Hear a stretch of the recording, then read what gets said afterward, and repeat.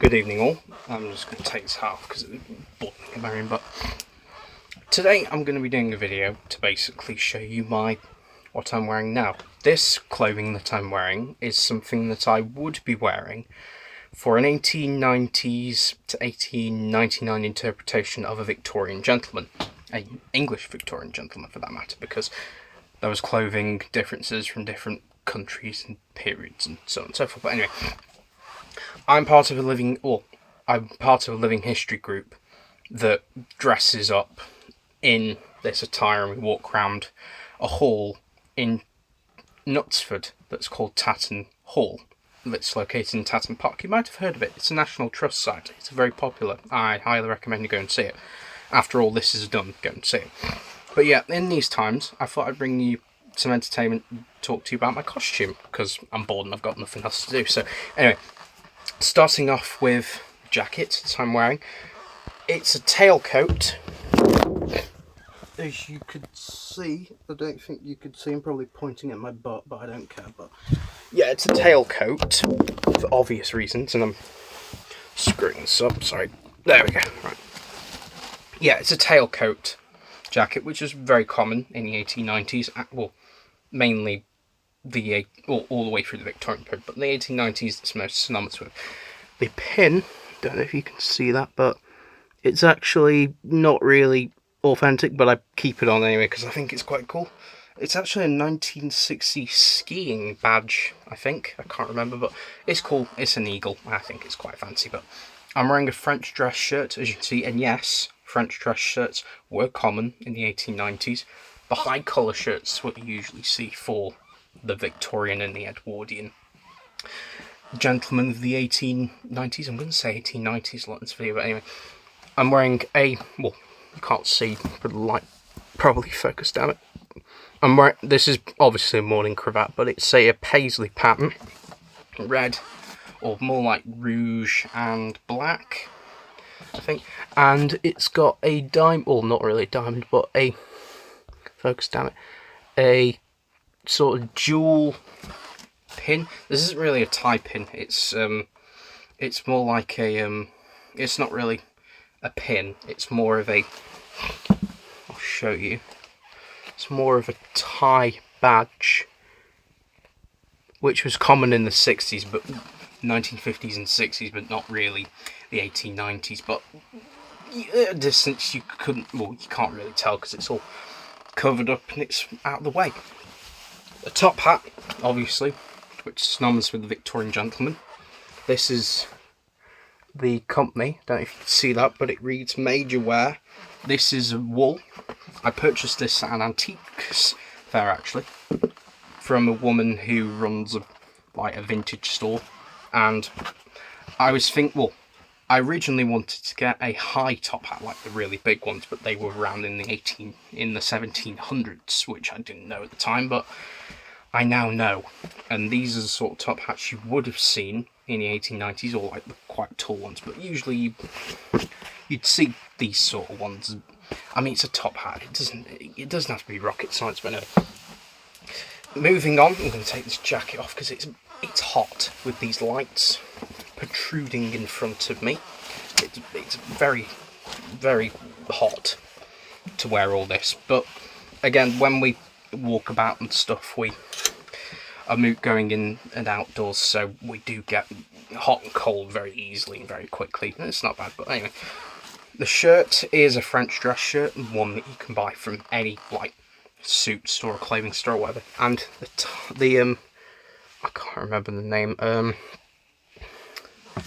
It's, oh god, I can't remember what they're called, but yeah, you can. Oh, the cufflinks. That's it. Cufflinks. You can see. I don't know if you can see, but that's gold, and it's the letter G, which is for my last name, and these belong to my grandfather, and same with the jacket, and also same with the walking stick. Now I know this isn't probably period correct, they were a lot thinner than this, but I don't know what that is on top. I think it's ivory. I don't think it's ivory, I think it's like pearl or something, I can't remember. It's material, but yeah, that's the bottom and that's the top. It's not period correct, but you can't tell the difference. And they're a lot thinner than this, but still cool either way. The waistcoat isn't period correct, but I do have a period correct waistcoat, which I did a picture of a few months ago before all this kicked off. And it's the orange one with the 2 vest pockets and the double Albert watch chain with a fake lapis lazuli stone. Now these are the sort of ones you would see with the 2 pockets up top. So like it's a quadruple breasted, a 4-breasted waistcoat. But yeah, this is a single breast, 2 pocket single breasted waistcoat with, I don't know if you can see that, but a pocket watch which isn't period correct. It's one of these sort of new ones that you put like an alkali battery in. But that's the watch face, I don't know if you can see that.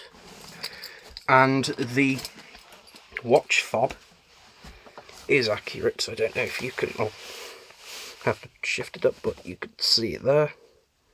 It's like a common shield one, it's not really the issue. But yeah, the trousers, take this off. The trousers are pinstriped, as you can see, and I'm wearing a pair of brown Oxfords below. Now I know they would have had like black Oxfords, which would be like not black pointy Oxfords, but they would have worn like black Oxford shoes on the feet. But I can't find any, but I want to get some. I can't find any at the moment, so I'm just having to work with what I've got. And the trousers, yes, the trousers, bag just fell there, sorry. The trousers are period correct. They are 1890 specific. They are high waist, and I got them because the place I was working at a charity shop one time, and they were clearing out some old stock that hadn't really been sold, and like if it's left on the shelves for a certain amount of time, they can't sell it or something. I think that's the thing. I don't know. But anyway, one of the employees said, "Oh, we're chucking out loads of stuff, and we've got these like trousers that no one wants. You want them?" And I was like, "Hell yes, I want them." And I got them, and I think they're pretty damn cool. And the braces, you can see there, the braces aren't really period accurate, but I mean they work. They're like 1950s, 60s ones, I think, but it works. It's fine. It works for what I'm doing, and no one's really going to know the difference, are they? So, and altogether, it makes a very good costume. I think it looks very good. I don't know what you all think, but you can let me know in the boxes and comments and things like that. But yes, this is my full Victorian gentleman costume, and I do wear this other events. I think I might wear it for like certain other events. I'm thinking about next year wearing it for Torm, which is the living history reenactment markets for next year, because I think it looks cool and I like it. But I might not wear the full thing because I might get stopped and asked if I'm stalling, but I might just wear it for the fun of it because I think it looks cool, and I think it's a pretty dang good costume. So, and also as well, I did wear this waistcoat for my profile picture as well, and a cravat that's similar to this, but it's not. It's in that cupboard there, which is where I keep most of my reenactment stuff and Victorian clothing. But yeah, I think it's a pretty cool costume. I like it, and I hope you all enjoy it, and stay safe in these troubling times, my friends. And remember, wash your hands, stay indoors, and for God's sake, don't be a person on the internet, because no one likes you if you're very naughty and very mean. So, I hope you all liked the video, and stay safe, friends. Arrivederci.